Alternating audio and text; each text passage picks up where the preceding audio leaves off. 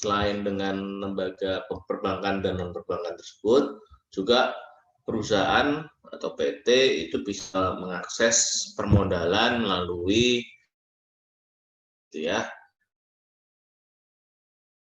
macam perdana dan pasar sekunder. Nah, yang kalian lihat di setiap hari. Perdana itu adalah ketika dia PT itu mengeluarkan IPO untuk pertama kali ya. Hari ini atau kemarin atau akhir-akhir ini gitu ya, kalian bisa lihat Bukalapak membuka IPO yang harganya satu sahamnya. Nah, nanti pada waktu di pasar sekunder, harga itu bisa saja fluktuatif hasil dari perusahaan itu bagaimana ke depannya. Selain itu juga tadi adanya hukum permintaan dan penawaran.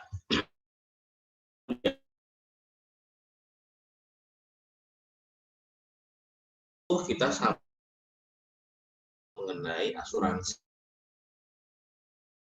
Ini merupakan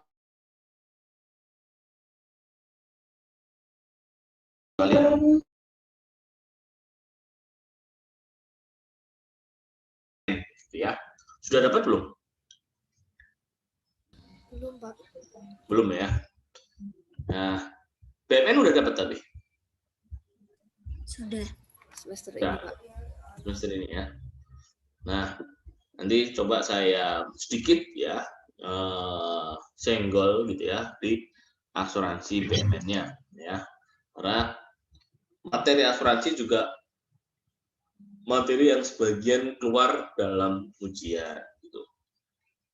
Oke, kita masuk pada materi yang pertama yaitu pengenalan mengenai asuransi. Pada dasarnya asuransi diatur di dalam pasal 246 Kitab Undang-Undang Hukum Dagang, gitu ya.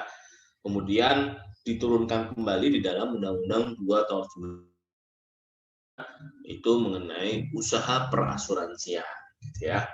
Nah, terkait dengan usaha perasuransian, definisinya adalah perjanjian antara penanggung dan tertanggung untuk waktu yang pasti dengan membayar sesuatu.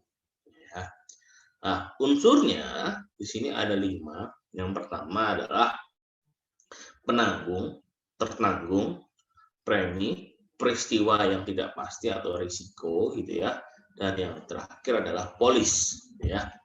Nah, kemudian ya di dalam Kitab Undang-Undang Hukum Dagang di dalam pasal 246 asuransi adalah suatu peristiwa atau perjanjian dengan mana seorang penanggung mengikatkan diri dengan tertanggung dengan menerima suatu premi ya untuk memberikan penggantian kepadanya karena suatu kerugian, kerusakan dan kehilangan keuntungan yang diharapkan yang mungkin akan dideritanya karena suatu peristiwa yang tidak menentu. Suatu kemauan untuk menetapkan kerugian kecil ya, yang sudah pasti sebagai penggantian kerugian-kerugian besar yang belum pasti. Gitu ya. Kemudian di dalam pasal 247 ya, pertanggungan itu antara dengan dapat mengenai bahaya kebakaran ya, diatur di dalam pasal 287 dan seterusnya.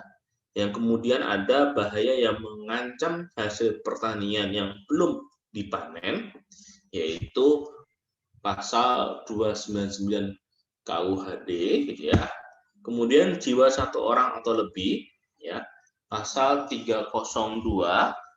Kemudian bahaya laut dan perbudakan, pasal 592.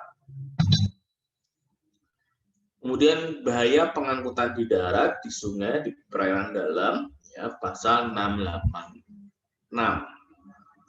Kemudian, ya, penjelasan dari unsur asuransi, penanggung adalah pihak yang bersedia mengganti kerugian. Ya. Yang kedua adalah tertanggung, adalah pihak yang berhak atas pergantian kerugian. Jadi kalau penanggung itu adalah pihak asuransinya, tertanggung adalah pihak yang menerima atau yang tadi membayar premi, ya. Sedangkan premi adalah pembayaran yang diterima oleh penanggung. Polis adalah kontrak asuransinya, ya. Kemudian di sini ada peristiwa yang tidak pasti, ya. Bisa saja exposure, ya, kerugian yang dihadapi. Bisa yang kedua adalah peril, segala sesuatu yang bisa menimbulkan kerugian, gitu ya. Dan yang ketiga adalah hazard, segala sesuatu yang menambah kemungkinan kerugian. Nah, objek asuransi, ya, di sini adalah benda, jasa, jiwa, perseorangan, kesehatan yang orang tanggung jawab hukum. Kepentingan lain yang ada data hilang, rusak, rugi, dan berkurang nilainya. Fungsi asuransi adalah menanggung risiko, yaitu tidak adanya anggota masyarakat menghimpun dari masyarakat. Tujuan asuransi adalah mengurangi risiko yang sudah ada dalam masyarakat dengan cara mempertanggungjawabkan penuh pada pihak asuransi. Ya. Manfaat asuransi adalah rasa aman dan perlindungan. Ya. Polis membuktikan nama yang dipertanggungjawabkan, pendistribusian biaya dan manfaat yang adil. Polis data dijadikan jaminan kredit sebagai tabungan atau pendapatan dan alat penyebaran risiko. Ya. Membantu meningkatkan kegiatan usaha dan adanya dana, ya. Kemudian, ya, risiko adalah kemungkinan terjadi hal yang tidak diinginkan yang menimbulkan kerugian. Cara penanggungan risiko atau menghindari risiko, yang pertama menghindari risiko itu sendiri, ya. Kedua, mengurangi risiko, ya. Yang ketiga, menahan risiko. Keempat, membagi risiko, dan kelima, mentransfer risiko, ya. Lalu klasifikasi perusahaan asuransi, ya. Asuransi ada asuransi umum, ya, kerugian, hak milik, kebakaran, dan sebagainya. Lalu ada asuransi varia mengenai asuransi laut, kecelakaan, asuransi mobil, pencurian, dan sebagainya. Kemudian ada asuransi jiwa mengenai kematian dan cacat, gitu ya. Prinsip-prinsip dalam asuransi, yang pertama adalah insurable interest, bahwa hak berdasarkan hukum untuk mempertanggungjawabkan risiko. Ada beberapa kriteria interest, yaitu kerugian tidak dapat diperkirakan, ya. Kemudian kewajaran, katastrofik, ya, hal rugi sangat banyak, dan homogeneous, baru buat hak milik sejenis atau homogen, ya. Yang kedua, adanya itikat baik, ya, menjelaskan secara tegas benar suatu fakta. Lalu indemnity, yaitu ganti rugi sesuai dengan kerugian yang sebenarnya. Proxima causa, ya, yaitu sebab yang jauh, peristiwa yang sangat secara berantai, ya. Kemudian subrogasi, yaitu hal penanggung yang telah memberikan ganti rugi untuk menuntut pihak ketiga yang menjadikan kerugian. Dan yang terakhir, kontribusi, gitu ya. Penanggung mengajak penanggung untuk lainnya membayar ganti rugi.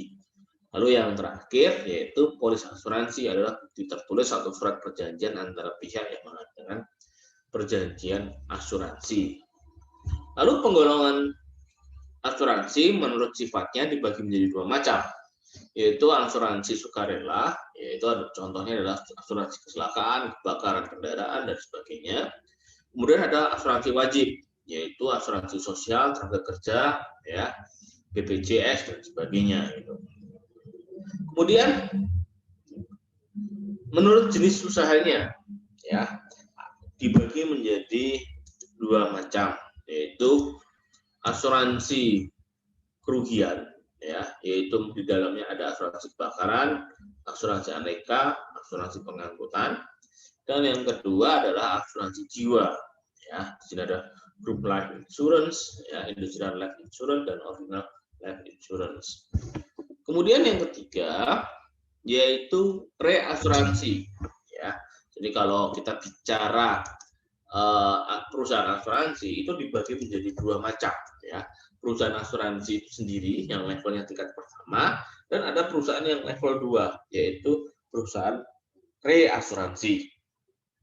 Nah, reasuransi yaitu perusahaan yang dia sebagai penanggung, ya, dan pihak tertanggungnya adalah perusahaan asuransinya, gitu ya.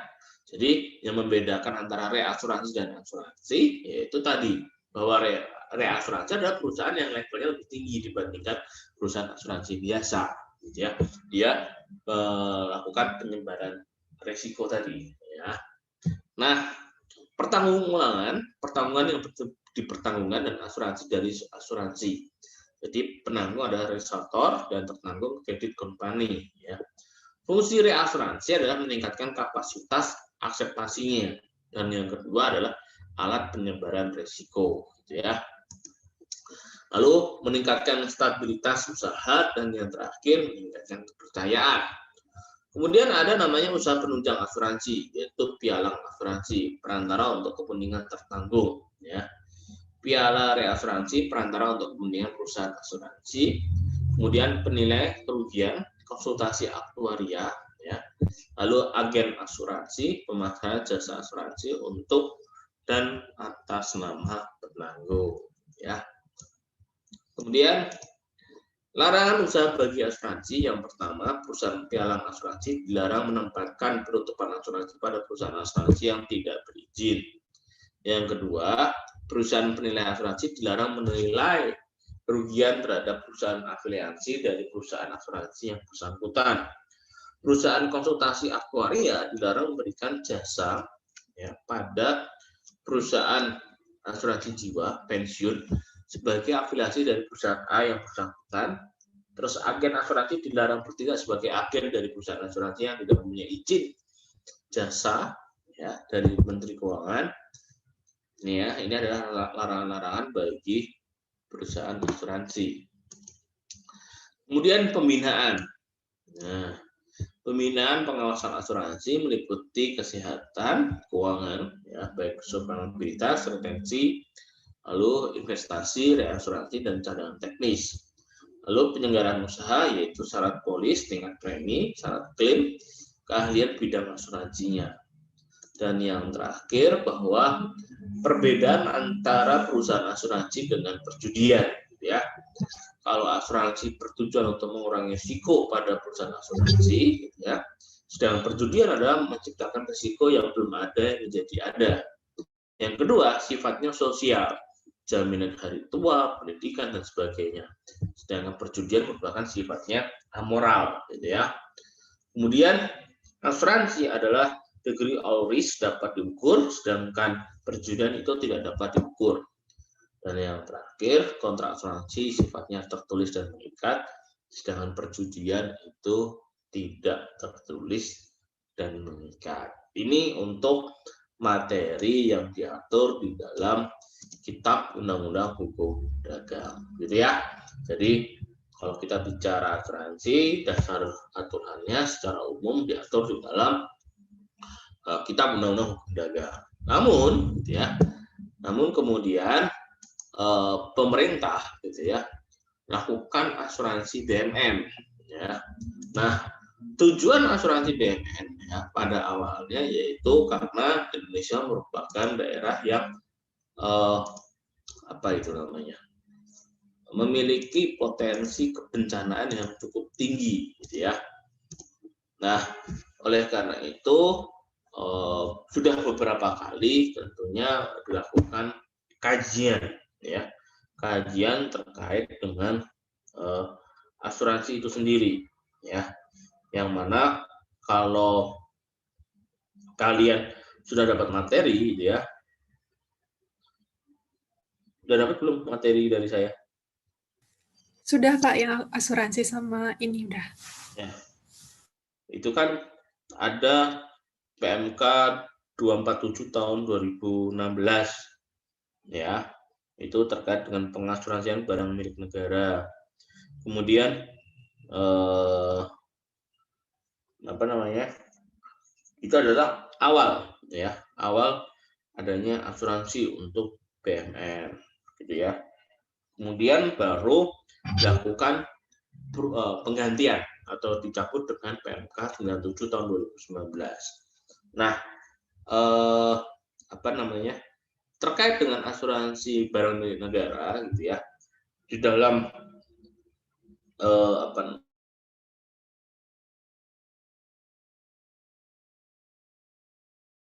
tahun 2004 itu memberikan kewenangan dalam bentuk PP, gitu ya. Dulu ada namanya PP 6 tahun 2008 yang memberikan kewenangan untuk dilakukan pengasuransian pada BMN. Baru pada tahun 2016 baru jelas tertulis gitu ya di dalam sebuah PMK. Nah, dasar PMK tersebut didasarkan pada PP 27 tahun 2014 gitu ya. Nah, kemudian PMK yang tahun 2016 tadi dicabut, kemudian diganti dengan PMK 97 tahun 2019. Kemudian di sini ya kita baru melihat gitu ya, diatur di dalam pasal 45 PP 27 tahun 2014 bahwa pengelolaan barang dengan dapat menetapkan kebijakan asuransi atau pertanggungan dalam rangka pengamanan barang milik negara tertentu dengan mempertimbangkan kemampuan keuangan negara. Jadi tidak semua barang milik negara itu diasuransikan, gitu ya. Jadi hal-hal yang memang sekiranya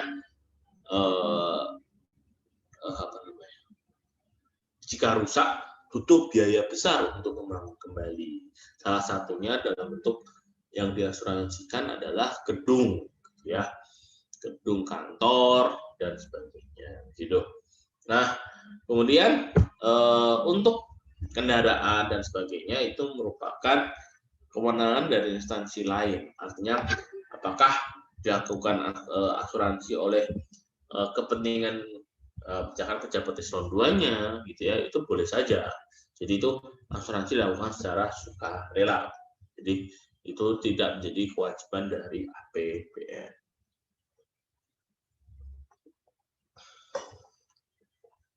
Kemudian ya di dalam PMK 97 tahun 2019 mengatur tentang tata cara pengasuransian BMN dan kemudian tahapan pengasuransian BMN diatur di dalam bentuk keputusan Menteri Keuangan 253 ya, tahun 2019 gitu ya. Nanti kalian bisa cari KMK 253 tahun 2019-nya. Kemudian kita masuk di dalam pengertian barang milik negara yang selanjutnya BMN, semua barang yang dibeli dan diperoleh dari beban APBN yang berasal perolehan yang sah.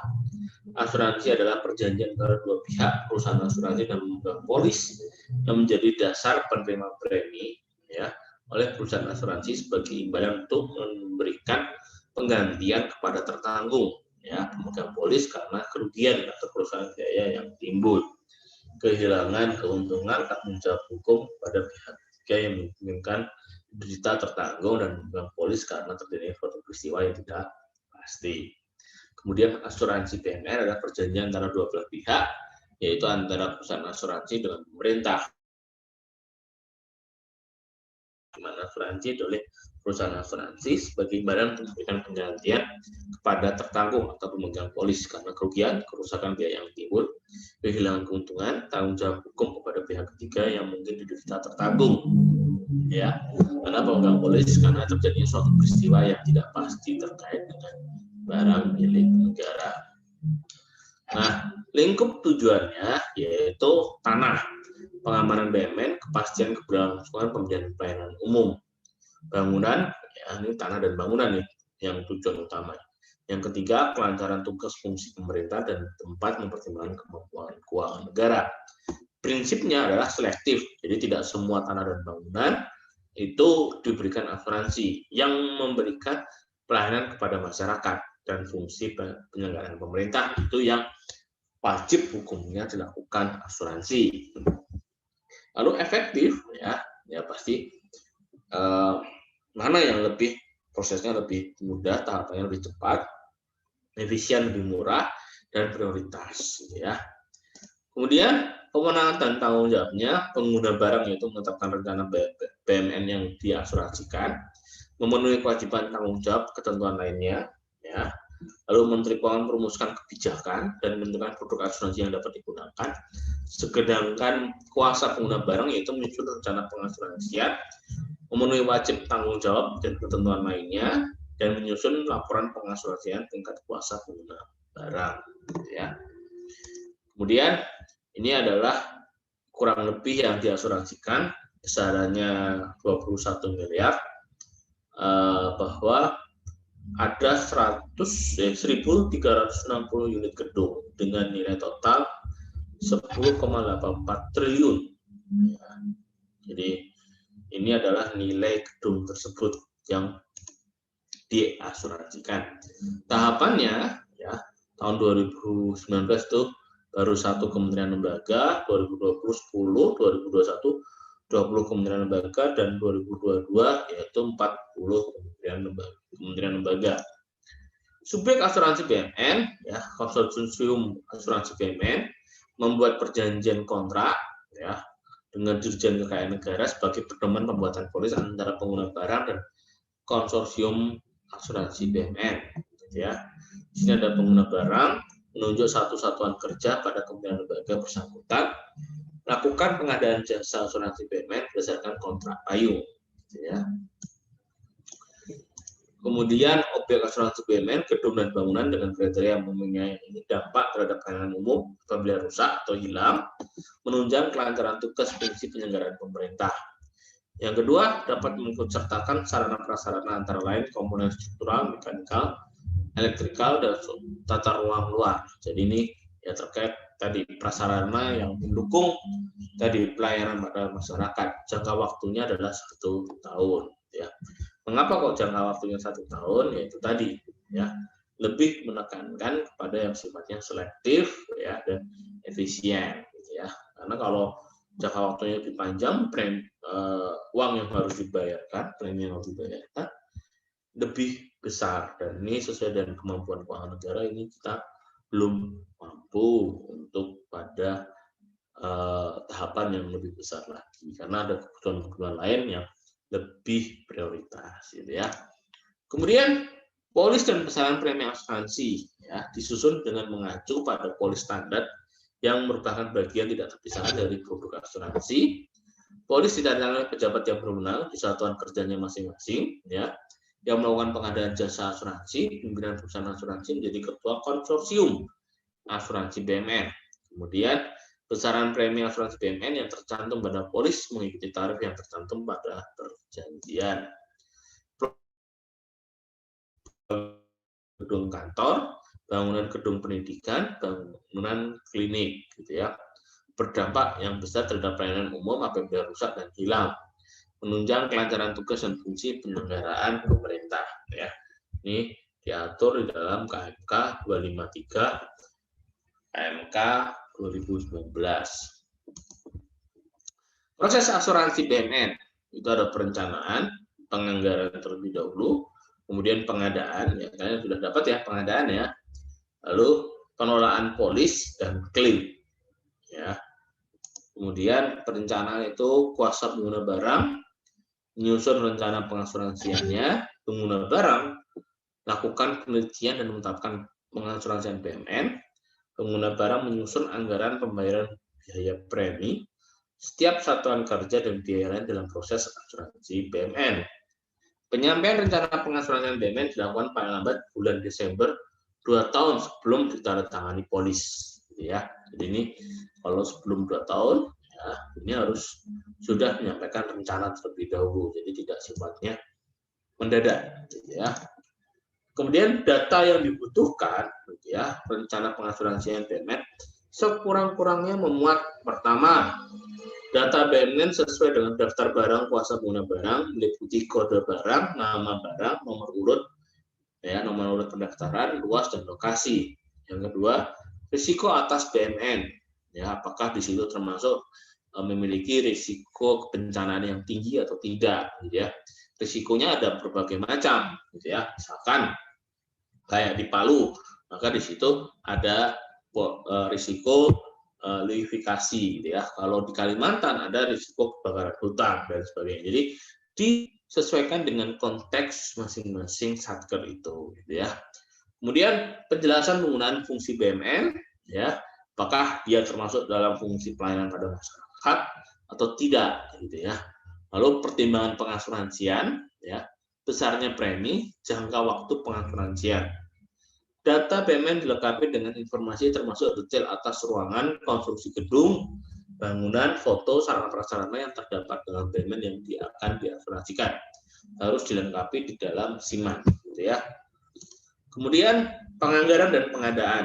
Ya, anggaran pengasuransian BMN dialokasikan dalam daftar isian pelaksanaan anggaran kementerian lembaga yang bersangkutan. Pengadaan pengelola barang dan konsorsium. Pengasuran BMN berupa sarana prasarana yang tercatat secara terpisah dari gedung dan bangunan menjadi penambahan nilai gedung dan bangunan yang dipertanggungan dan dicantumkan di dalam polis. Ya. Mekanisme klaim asuransi, ya, penghitungan kerugian dapat melibatkan loss adjuster, ya, lalu revisi anggaran, ya, pengelola barang melakukan revisi anggaran sesuai besaran klaim yang di-store. Di sini pengajuan klaim, ya, pada penyedia jasa asuransi BMN setelah kuasa pengguna barang melaporkan adanya BMN yang terdampak bencana, kemudian pembayaran klaim dan pengadaan perbaikan. Ya. Jadi ini proses dari pengajuan klaim, penghitungan kerugian, ya, lalu pembayaran klaim itu ke rekening kas umum PNBP, terus revisi anggaran, ya, sesuai besaran yang di-store, lalu pengadaan perbaikan. Nah, jika perusahaan asuransi tidak membayar, itu nanti menjadi piutang, ya, piutang negara yang ditagihkan pada perusahaan asuransi yang tadi yang mendapatkan perjanjian polis asuransinya itu, gitu ya. Nanti jadi mata kuliah itu bukan mata kuliah yang berdiri sendiri, gitu ya. Jadi ketika begini perusahaan asuransinya tidak membayar, dia sebagai utang PNBP, dia masuk pada materi yang lain, yaitu piutang, gitu ya. Nanti ada juga nih, nanti piutang kaitannya dengan lelang, gitu ya.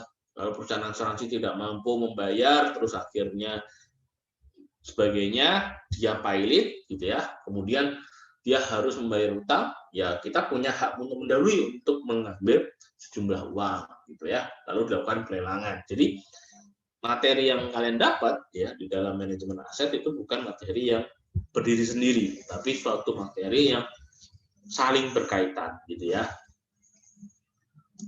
Gitu. Kemudian pelaporan, ya. Penggunaan barang menyusun laporan pelaksanaan pengasuransian BMN berdasarkan laporan kuasa pengguna barang. Laporan tersebut menjadi bagian dari laporan barang pengguna. Ya.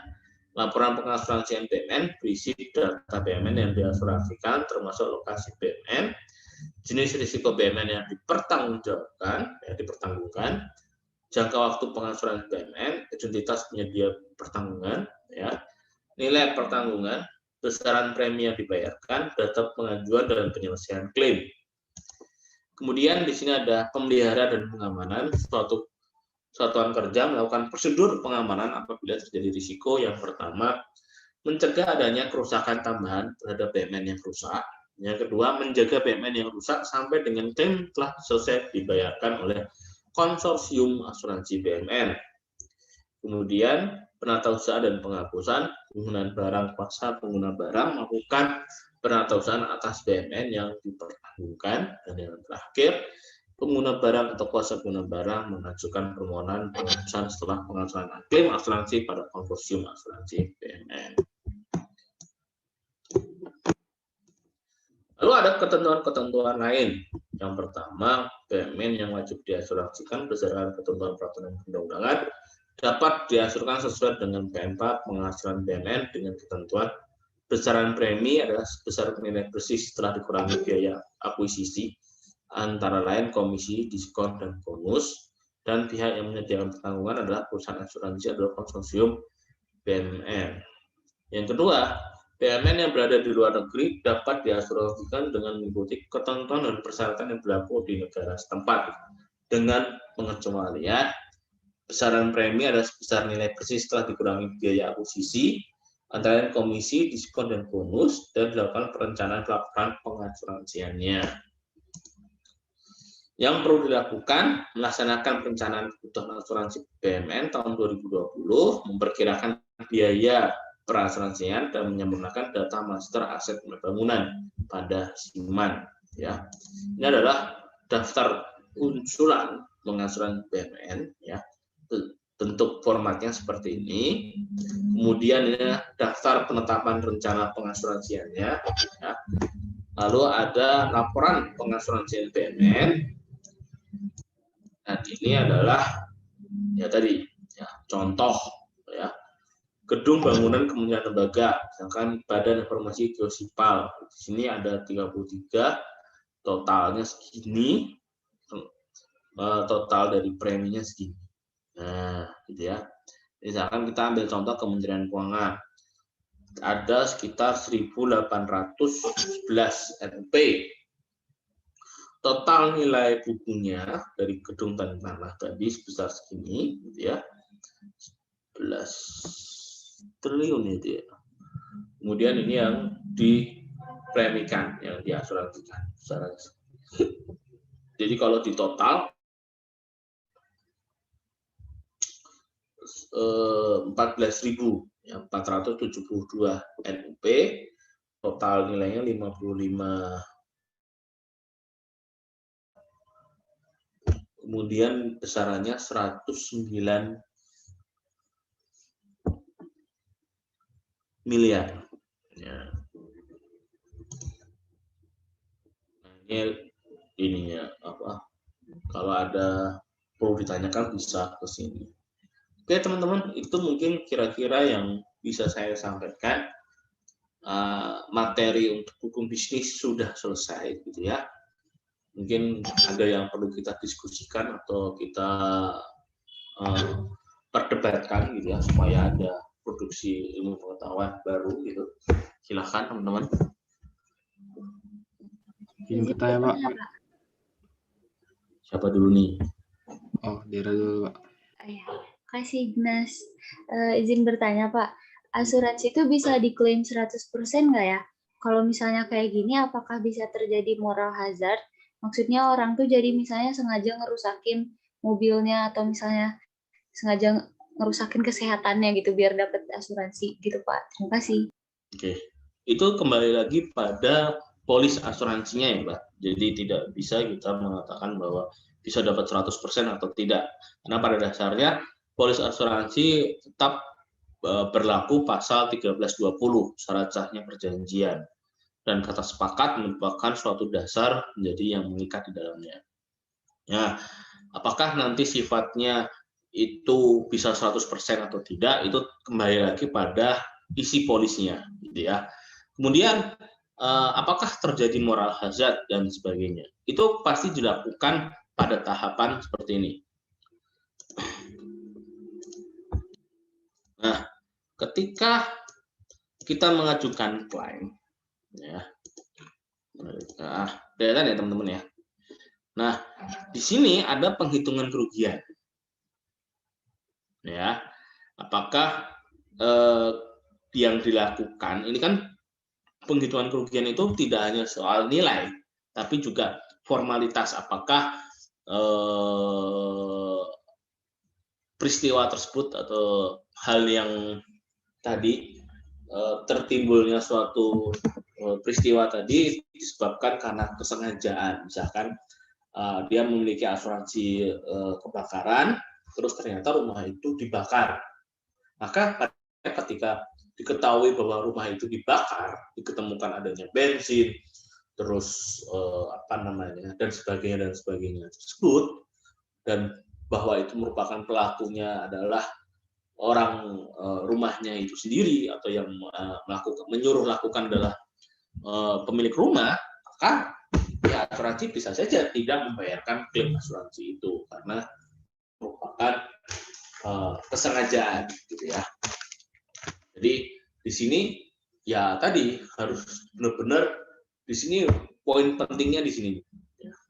Di sini melibatkan pihak-pihak yang terkait, tidak hanya loss adjuster saja, tetapi juga termasuk kalau memang terkait dengan kebakaran ya pemadam kebakaran, polisi dan sebagainya. Gitu. Jadi kita harus mendapatkan bahwa benar-benar kebakaran itu benar-benar suatu peristiwa yang tidak disengaja.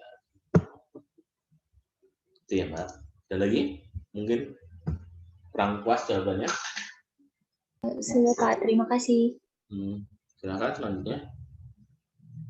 Ini Pak, tadi yang terdiri biaya akuisisi itu di apa aja ya Pak ya? Gimana Mas, ulangi? Yang terdiri dari biaya akuisisi tadi itu apa aja Pak ya?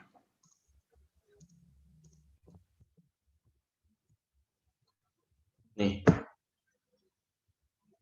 antara lain komisi diskon, bonus, dan lain-lain. Jadi intinya adalah ketika kalian mendapatkan atau melakukan suatu perjanjian asuransi, kan ada komisi, rabat, dan diskon dan sebagainya. Itu kalau menurut BMN gitu ya, itu harus dikurangkan pada besarannya preminya gitu, apa besarannya itu preminya gitu ya. Kenapa? Ya karena pada dasarnya itu adalah hak negara, sehingga harus dikurangkan dari besaran premi. Sebagaimana contoh, misalkan nih, kalau kalian sering naik pesawat gitu ya, ada fasilitas kemudahan. Padahal kalian naik pesawat itu dibayari oleh APBN, katakanlah Garuda begitu ya. Nah, ketika ada suatu mendapatkan merchandise dan sebagainya, itu pada dasarnya hak dari negara. Gitu. Jadi bukan perorangan, tetapi itu merupakan hak negara, dan itu bisa dikategorikan gratifikasi. Gitu.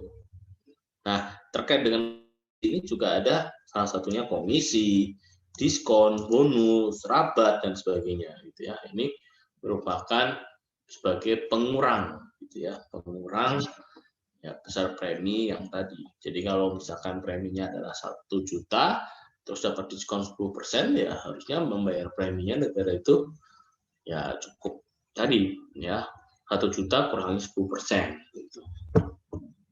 Gambarannya seperti itu, Mas.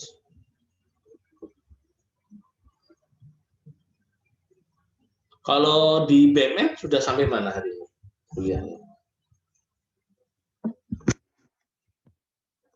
Pemanfaatan sudah? Pengamanan, Pak. Pengamanan pemeliharaan Pak. Pengamanan dan pemeliharaan. Dosennya siapa? Bu Intan. Itu Bu Intan ilmunya banyak, kalian serap tuh terkait dengan BMN. Nah, apa yang saya katakan di dalam asuransi BMN ini merupakan hal yang sifatnya garis besar gitu ya teman-teman. Jadi saya tidak detail, nanti ketika Bu Intan menjelaskan lebih detail ya pakai punyanya Bu Intan gitu ya. Karena ini saya hanya menjelaskan dari sudut pandang asuransi, maksudnya gini. Asuransi BMN dilihat dari Kitab Undang-Undang Hukum Dagang gitu. Jadi saya tidak mendetail bagaimana prosesnya, tahapannya, penilaiannya, dan sebagainya. Jadi saya hanya memberikan gambaran secara umum. Karena kalau di tempatnya Bu Intan nanti materinya sampai KMK tadi. Ya, KMK tahun 2019 itu ada tahapan yang detail satu persatu gitu ya. Dan itu nanti ada ceritanya juga. Kenapa kok 2016 berubah menjadi tahun 2019 itu kenapa dan sebagainya. Itu nanti di mata kuliahnya BMN.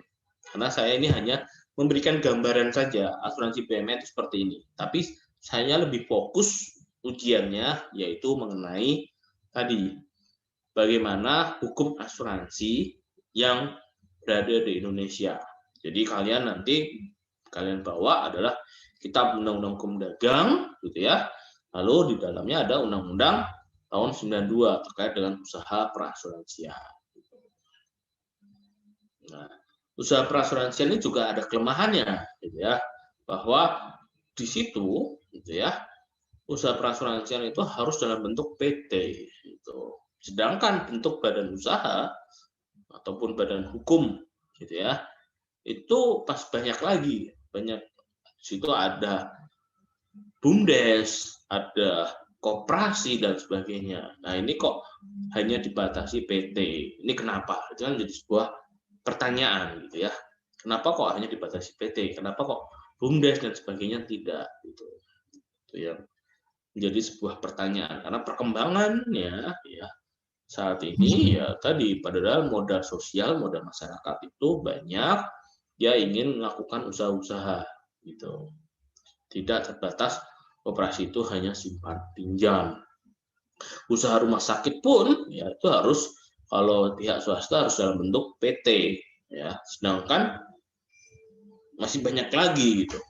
Koperasi, BUMDes dan sebagainya itu juga dimungkinkan membentuk operasi membentuk rumah sakit dan sebagainya. Ini sebuah pertanyaan yang memang perlu dilakukan pengkajian ya.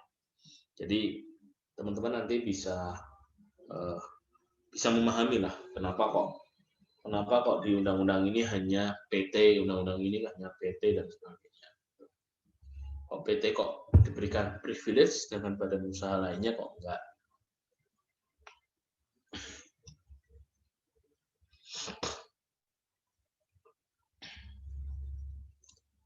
Oke, ada lagi yang mau ditanyakan? Izin bertanya, Pak. Ya. Yang tadi punya reasuransi itu alat penyebaran risiko itu gimana, Pak?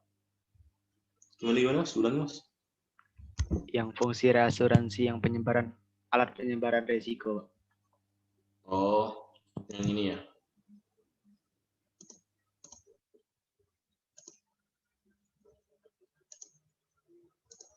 Nah, di sini ada namanya reasuransi. Mana tadi?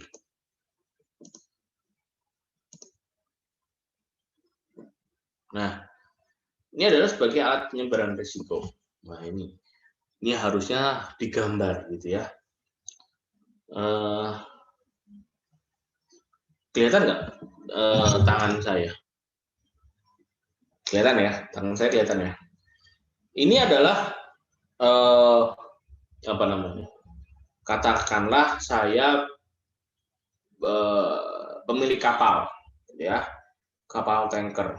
Ya, saya ingin mengasuransikan kapal ini, nilai kapal ini 1 triliun.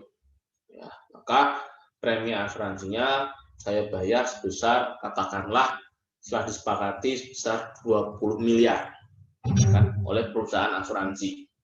Nah, perusahaan asuransi 20 miliar mendapatkan pembayaran dari saya, dia kan mengelola uang 20 miliar ini, gitu ya. Nah, karena ini besar dan ini memengaruhi ya kinerja perusahaan asuransi tadi, ya, maka dia perlu melakukan reasuransi, ya, melimpahkan pada perusahaan asuransi kepada yang di atasnya, katakanlah A. Nah, kelihatan sebenarnya. Ya, A di sini. Perusahaan reasuransi A menanggung sebesar 10 miliar, kemudian reasuransi kedua, perusahaan reasuransi B menanggung 10 miliar. Gitu ya. Maka di sini ketika ada klaim dari yang kapalnya tenggelam tadi, dia tenang saja. Kenapa kok tenang saja? Dia tidak akan langsung goyang karena kan harus membayar besarnya 21 triliun gitu ya. Karena apa? Di sini sudah ada perusahaan reasuransi yang di atasnya. Dia akan membantu perusahaan asuransi di bawahnya. Jadi perusahaan reasuransi ini adalah membackup tadi perusahaan asuransi yang di bawahnya. Itu adalah penyebaran risiko. Ketika terjadi klaim, dia tidak terjadi gagal bayar. Dan di perusahaan reasuransi di Indonesia itu sifatnya masih terbatas ya, sangat sedikit sekali. Gitu. Jadi banyak sekali perusahaan reasuransi itu justru keluar, gitu ya. Maksudnya keluar itu ya dari luar negeri yang melakukan perusahaan reasuransi itu yang menjadi beberapa catatan ya yang belum baik di Indonesia terkait dengan sektor asuransi ya. Karena sektor asuransi merupakan sektor yang tidak lagi berkembang dengan baik gitu ya. Jadi bisa dikatakannya perkembangannya terjadi perlambatan. Gitu. Sehingga 2016 itu mengapa ada perusahaan ada aturan IPMS, salah satunya selain tadi melakukan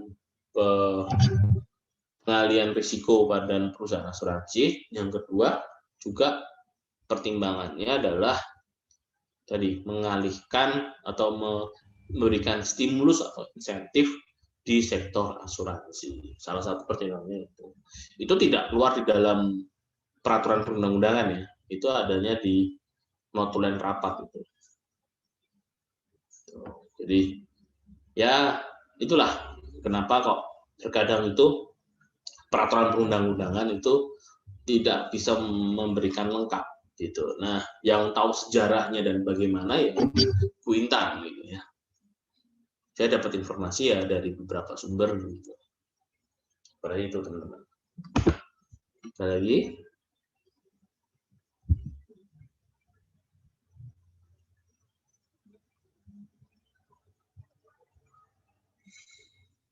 Kita foto dulu yuk.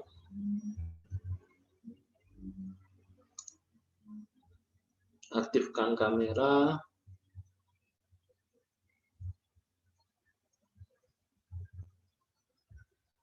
Sudah?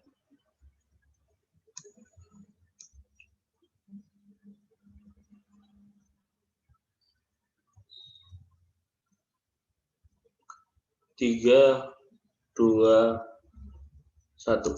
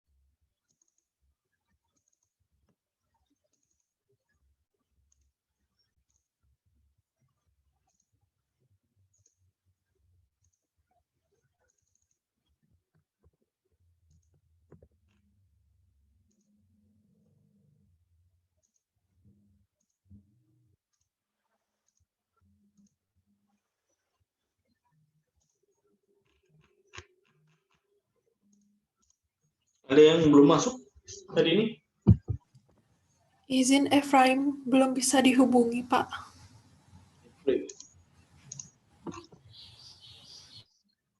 Tahu kenapa?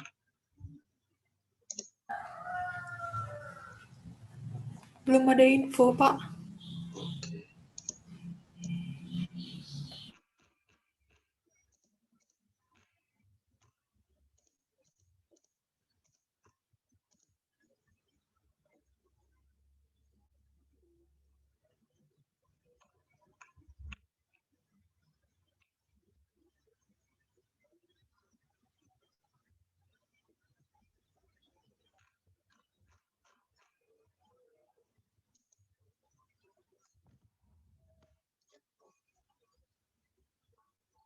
Ada lagi yang mau ditanyakan teman-teman?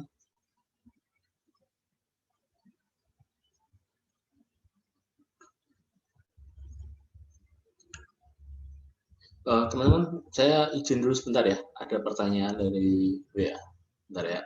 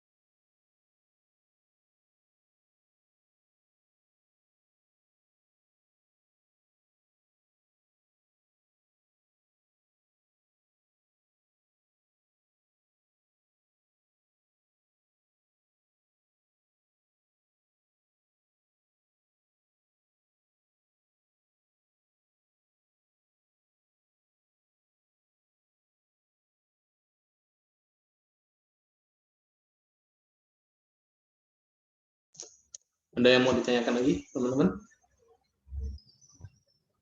Minggu depan kita kuis ya.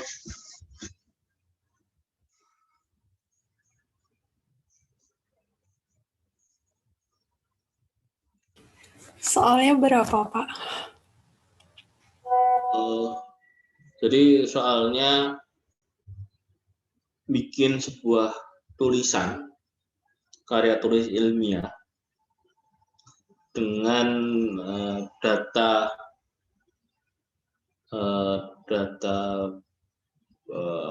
kalau bahasa metodologinya adalah yuridis normatif. Jadi peraturan perundang-undangan, ya. Jadi tidak menggunakan wawancara, tapi menggunakan peraturan perundang-undangan, terus jurnal maupun sebagainya untuk menjawab permasalahan-permasalahan yang ada selama ini. Temanya yang dapat diambil mengenai PKPU, ya, kemudian surat berharga, kemudian lembaga pembiayaan baik bank maupun non bank, kemudian ada pasar modal, dan yang terakhir asuransi. Begitu teman-teman. Jadi kalian mengambil tema yang mana terserah, gitu ya. Itu yang tema yang dibatasi itu 2000 kata. Jadi cuma latar belakang, rumusan masalah, pembahasan, kesimpulan. Nah, jangan lupa daftar pustaka. Menggunakan body note. Ya, minimal ya tadi minimal ada 5 jurnal dan 2 buku.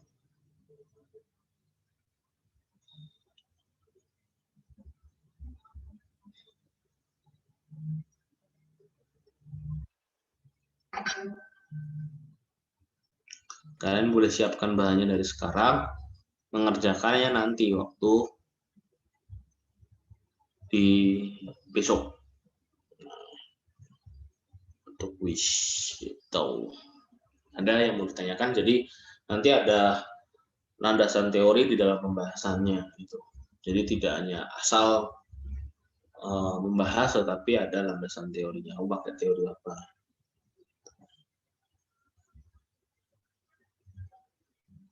Gimana? Ada yang mau ditanyakan nggak? 2000 kata itu kan sedikit ya, sekitar 10 halaman.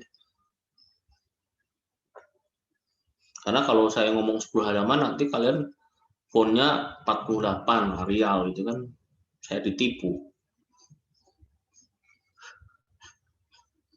Kalau batasannya jumlah kata kan kalian nggak bisa menipu saya gitu. Izin bertanya, Pak. Ya. Itu isu yang diangkat itu kita yang nentuin sendiri atau gimana, Pak? Harus ada rumusan masalah. Misalkan tadi di dalam apa itu namanya, undang-undang perasuransian, gitu ya, undang-undang tahun 92, bahwa yang dapat mengajukan dirian perusahaan asuransi harus dalam bentuk PT. Nah, namun ya di dalam Kitab Undang-Undang Hukum Perdata untuk badan hukum itu tidak hanya PT, ada koperasi, ada BUMDes dan sebagainya. Nah, terus kamu mengambil teori keadilan menurut John Rowe. Wah, ini tidak adil, tidak fairness, tidak tidak memberikan hak yang sama untuk pendidikan. Nah, kamu bahas tuh di situ dengan teori itu dikaitkan dengan perusahaan asuransi, pendirian perusahaan asuransi. Nah, masuk kan dibahas di situ. Itu ketemu ada masalah, gitu ya. Ada masalah kan, kok nggak adil. Nah, kebanyakan itu mahasiswa itu hanya menjelaskan prosesnya saja. Itu bukan nggak ada masalah itu. Kalau proses pasti sesuai dengan peraturan perundang-undangan, kecuali kamu pakai metode pendekatan yuridis empiris. Itu baru kelihatan bandingan aturan dengan pelaksananya seperti apa. Tuh. Tapi kan ini yang saya minta adalah metodenya adalah metode yuridis normatif, sehingga kamu harus menemukan adanya sebuah masalah. Gitu. Masalahnya apa? Gitu. Ketika tidak dapat menemukan masalah, maka pembahasan itu tidak bisa terjawab. Itu salah satunya. Ada juga yang kedua, misalkan terkait dengan pasar modal. Nah, baru-baru ini ya Bukalapak melakukan tadi IPO perdana gitu. Nah, peminatnya sepi pada masa pandemi. Nah, ini menarik nih untuk dikaji. Kenapa kok sepi dan sebagainya. Nah, ternyata di masa pandemi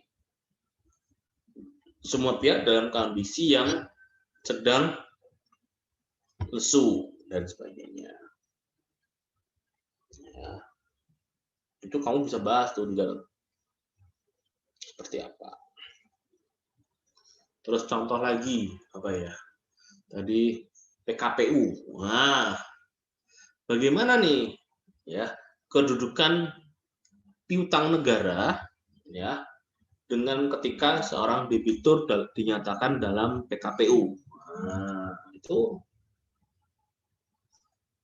bagaimana piutang negara itu, apakah dia tetap sebagai hak mendahului, memiliki hak mendahului atau tidak? Bisa kalian bahas tuh di dalam. Itu adalah beberapa contoh permasalahan-permasalahan.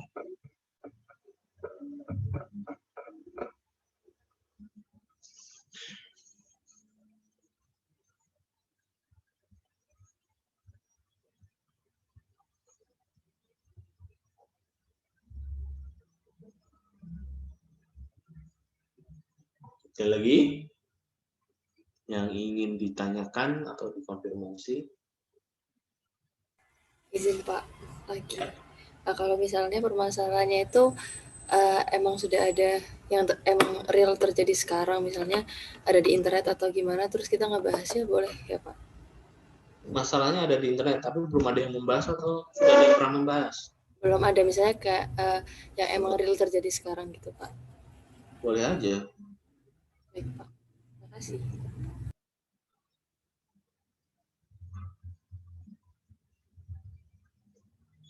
Nanti kalian bisa cari aja di Google gitu ya, masalah-masalah PKPU. Nah, nanti kan muncul banyak tuh.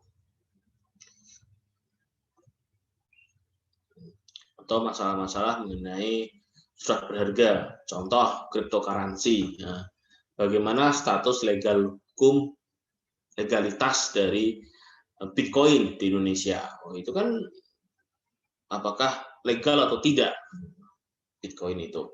Kalau sifatnya hanya peraturan BI, apakah itu merupakan suatu legalitas yang sah, gitu kan? Bisa diperdagangkan? Nah, bagaimana nanti kaitkan dengan perlindungan konsumen, perlindungan hak asasi manusia terhadap warga negara, kan itu, hak konstitusi negara, itu kan banyak tuh kaitannya. Bisa dipahami ya pertanyaan-pertanyaan saya, masalah-masalah saya.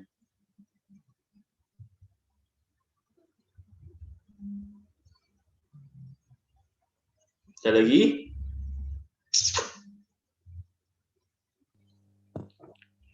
Izin bertanya, Pak. Ya. Wah, ini ada agen intelijen CIA. Kan yang di materi model itu kan Bapak ada suruh buat perbandingan hukum PKPU, pilot, common law, civil law, tradisional sama sosialis. Kalau sosialis kan misalnya contohnya Cina ya. Banyak, nggak ada Cina aja. Korut. Oh iya. Vietnam, Saya Rusia. nemunya itu Pak, itu Cina baru memperkenalkan bankrupsi itunya 2006 Pak. Benar tuh Pak ya? Apa, Mas? Dulu lagi, aku nggak dengar. 2006 apa? Cina baru memperkenalkan bankrupsi itunya. Apa? Pilotin, hukum pilotnya Pak. 2006. Itu benar ya Pak? Kalau saya lihat dari McKinsey. Ya, 2006 baru Cina ada proses kepilotan.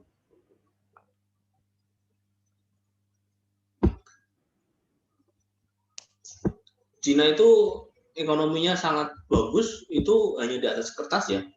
Faktanya nggak seperti itu ya. Jadi banyak banyak, ada kota itu namanya kota mati gitu ya. Jadi di situ banyak perumahan dan sebagainya, tapi kosong gitu. Itu bahaya banget tuh. Dan Cina itu selalu tadi, ya saya bukan menjelek-jelekan Cina ya, tetapi ya kalau kita mengambil data dari Cina, kita harus membandingkan dengan data yang lain juga tuh ya.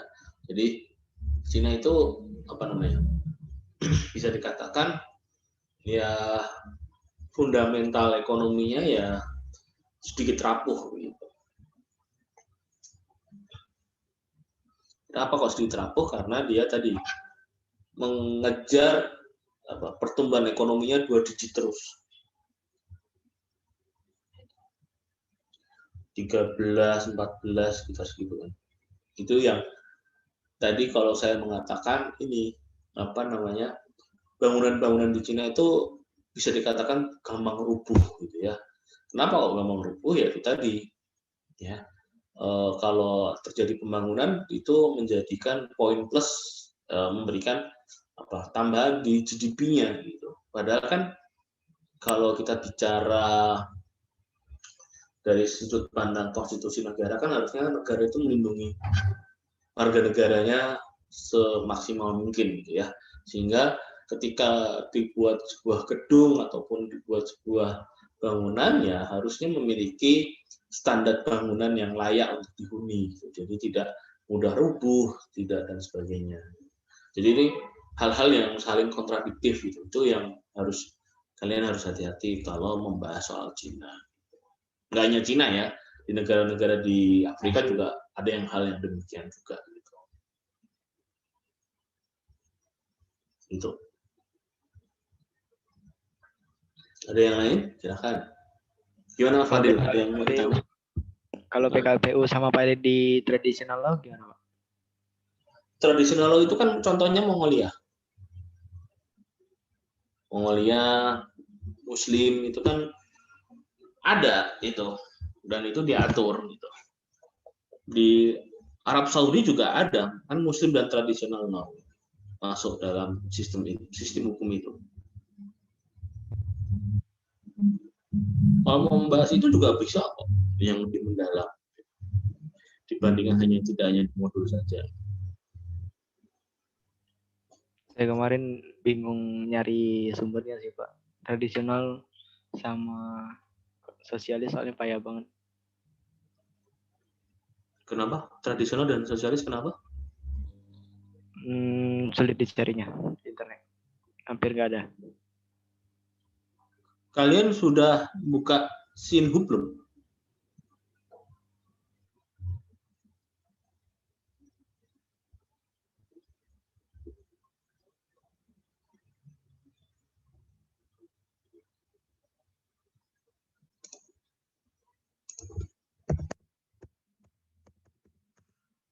Udah pernah buka ini belum? Tulisan saya kelihatan tuh di tempat kalian? Belum, Pak. Ini?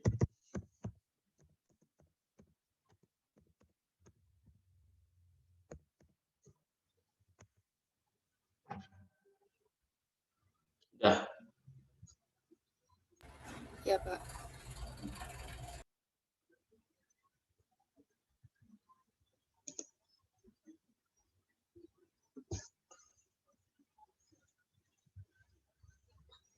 Gitu. Jadi memang kalian harus yang kalian cari ini kata kuncinya. Itu kata kuncinya itu tidak sama dengan ya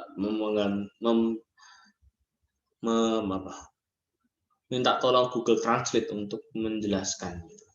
Karena di masing-masing negara antara PKPU dan pilot itu terminologinya bisa berbeda-beda. Antara Inggris dengan Amerika aja beda terminologinya. Meskipun kedua-duanya mengenai kepilotan. Ya kan? Kalau di itu kan gini nih. Bentar.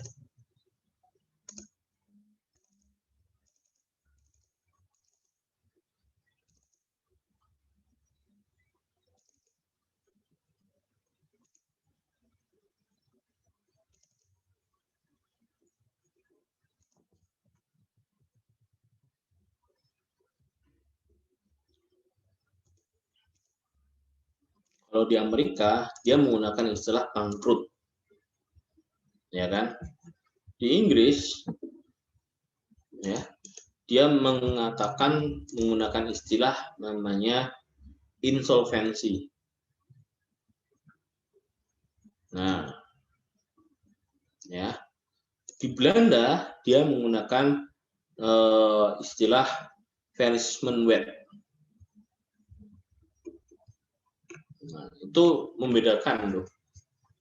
Di Cina itu juga istilahnya juga beda lagi. Itu teman-teman. Jadi memang berbeda-beda.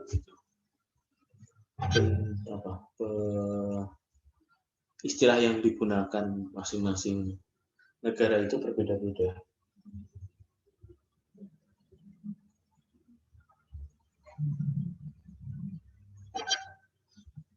Kira-kira begitu teman-teman. Ada lagi yang mau ditanyakan?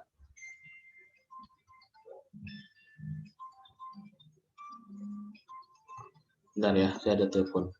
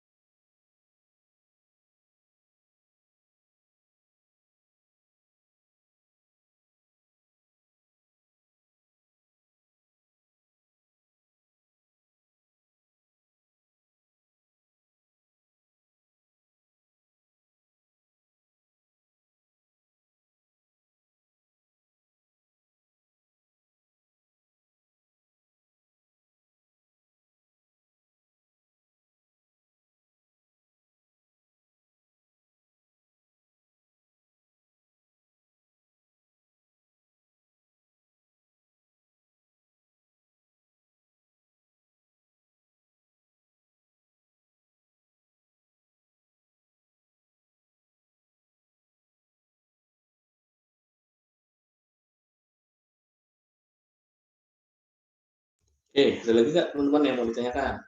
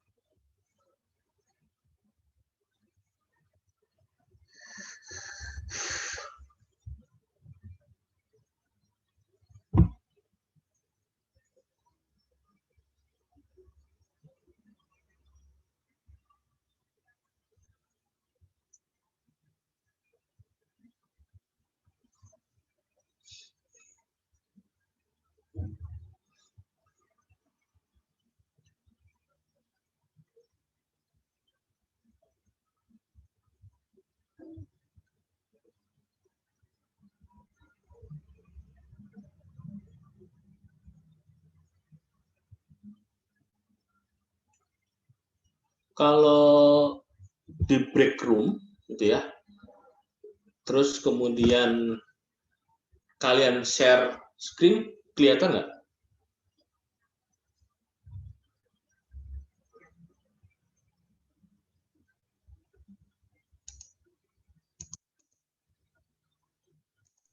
Terlihat, Pak.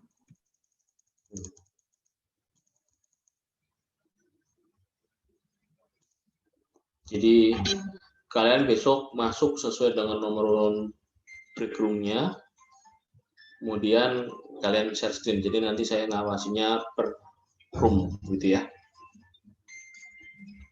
Bentar, saya ada telepon lagi. Bentar ya. Ini masalah SPMB belum selesai. Bentar ya.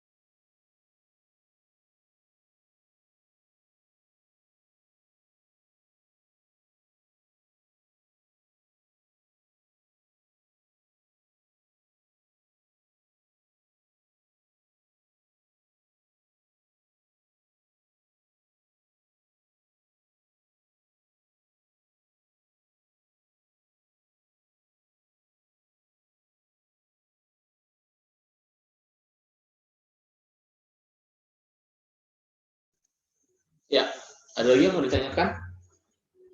Jadi kalian mulai sekarang bisa membuat formatnya dulu kan, judulnya A, poin A latar belakang, poin B rumusan masalah, ya rumusan masalah itu adalah kalimat tanya, terus pembahasan, terus kesimpulan, daftar pustaka kan gitu.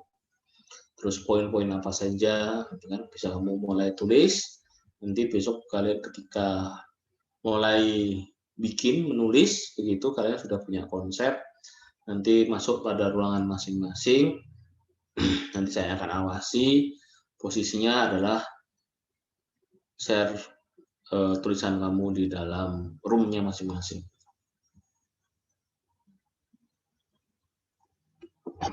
Gitu ya, jelas ya. Dan pastikan bahwa tidak ada kesamaan tulisan dengan penemu yang lain. Jadi kalian mulai sekarang sudah dibagi dengan teman-teman yang lain, kamu mau ngambil apa dan sebagainya. Nanti besok atau sebelum kuliah kalian kirim dulu daftarnya, nama, ambilnya apa, gitu, temanya apa, dan judulnya apa.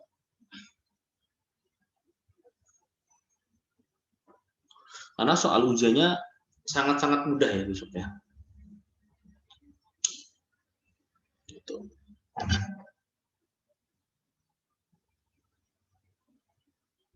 Soalnya berapa sih?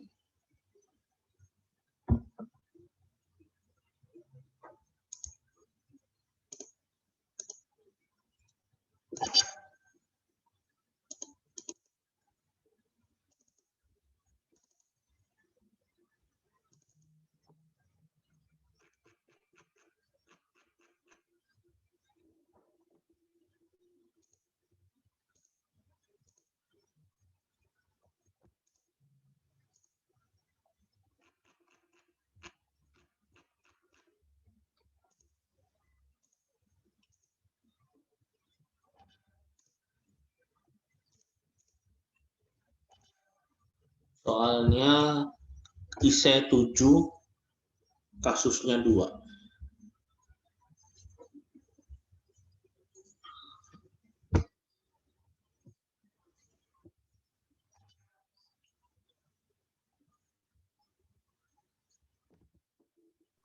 Kalau yang litigasi, Pak.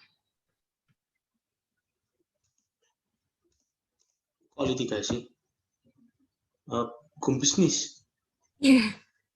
Saya nanya kalau yang litigasi. Oh, yang litigasi. Kenapa kok nanyanya yang litigasi? Karena ya biar keduanya gitu, Pak. Kan duskunnya sama.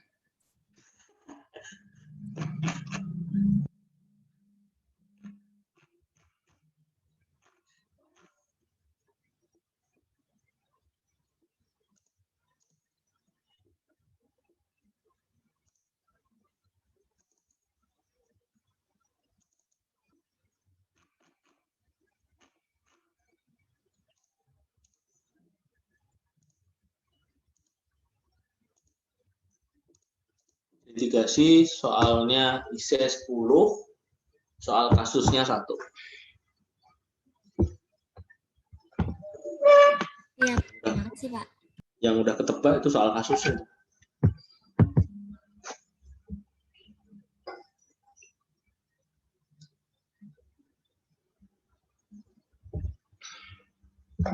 Ada lagi yang mau ditanyakan?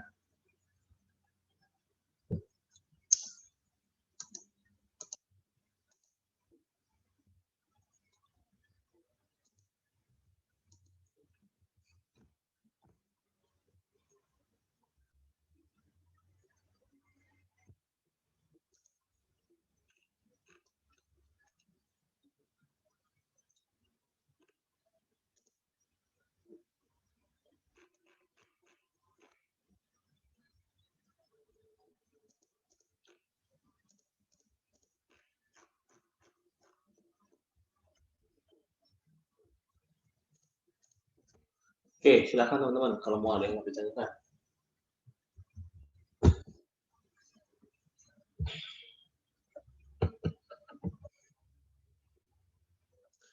mata kuliah hari ini, mata kuliah semester ini apa aja tuh?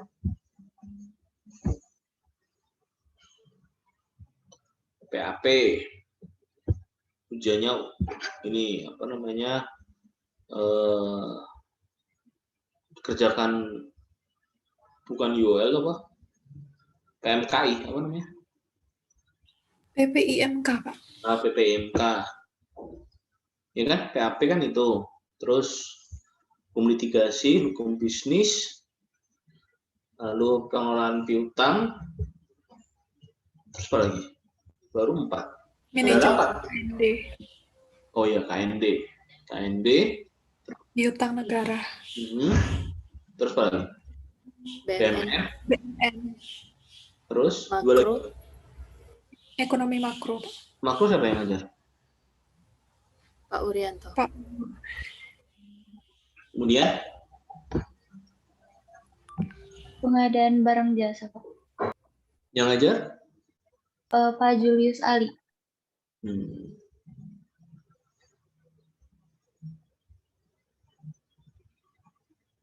Pak Julius, Pak Wuryanto, Bu Intan. KND siapa yang ngajar? Pak Hendro, Pak. Hendro. Piutang Pak Yaser. Pak Heriantoro. Pak Yantoro. Litigasi Pak Imam. Apa Pak Cie? Pak Imam. Pak Imam. Terus apa lagi? Udah ya, itu ya.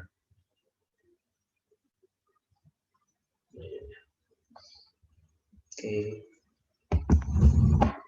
Berarti di kelas ini nggak ada yang jelek dong ya? Ininya, nilainya.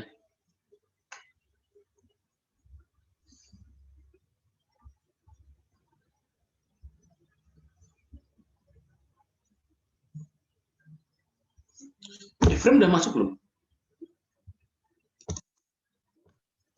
Belum, Mbak. Oh, belum. Kalian sudah mengenal frame dengan baik?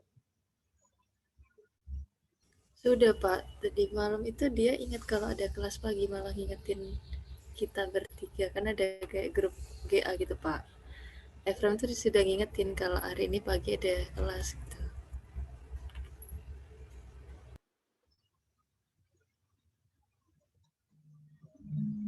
Dia nilainya bagus gak sih di kelas?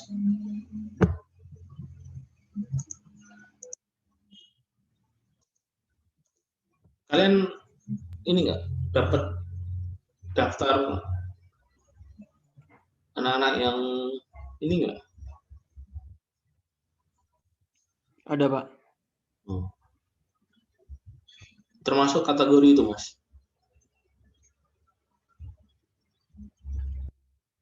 Enggak. Kalau kemarin di survei angkatan tuh dia nggak isi, Pak. Jadi nggak masuk data. Kalian ada tender nggak sih? Ada Pak dari angkatan. Ada. Ada ya.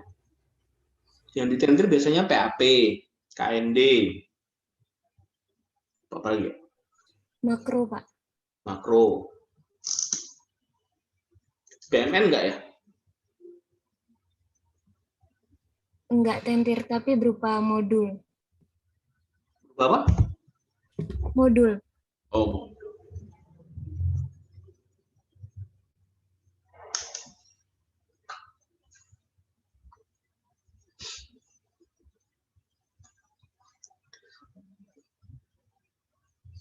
Oke, ada lagi nggak teman-teman yang mau ditanyakan? Mumpung masih slow, masih santai ini. Kalau besok kan nggak.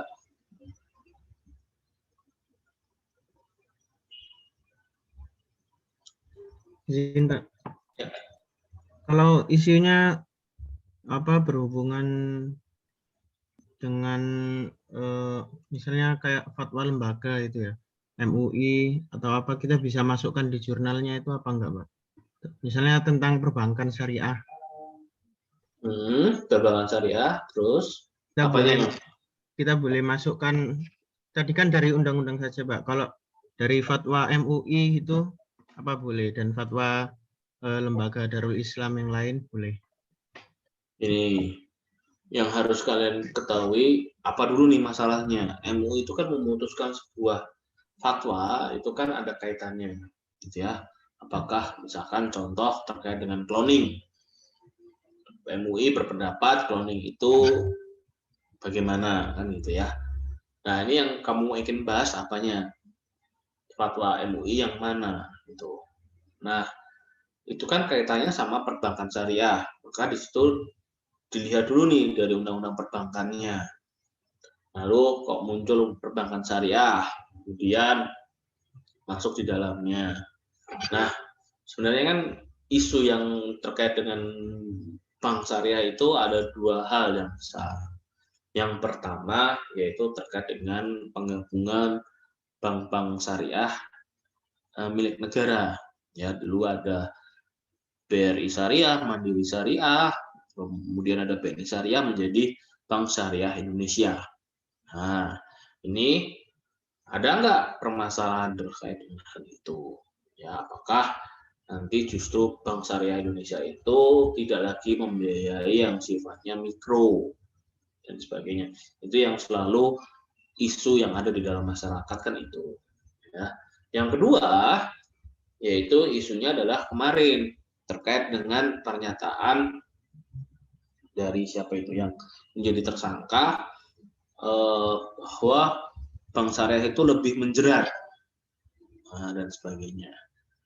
Ini harusnya tadi ya disampaikan, dijelaskan ya bahwa apa itu istilahnya, kenapa kok bisa muncul pernyataan itu gitu ya, masalahnya di mana, itu bisa kalian bahas di dalamnya. Nah, ini makanya ini pernyataan MUI yang mana gitu kan, harus ada kaitannya. Jadi aturan hukumnya apa, pernyataannya apa gitu. Itu Mas. Jadi tidak bisa pernyataan MUI berdiri sendiri, itu tidak bisa, harus ada kaitannya dengan ya misalkan mata kuliah kita kan hukum bisnis, terus kamu bicara mengenai cloning, ya itu kan nggak ada hubungannya gitu Mas. Dia nanya siapa ya, Mas Iqbal? Iya. Efraim?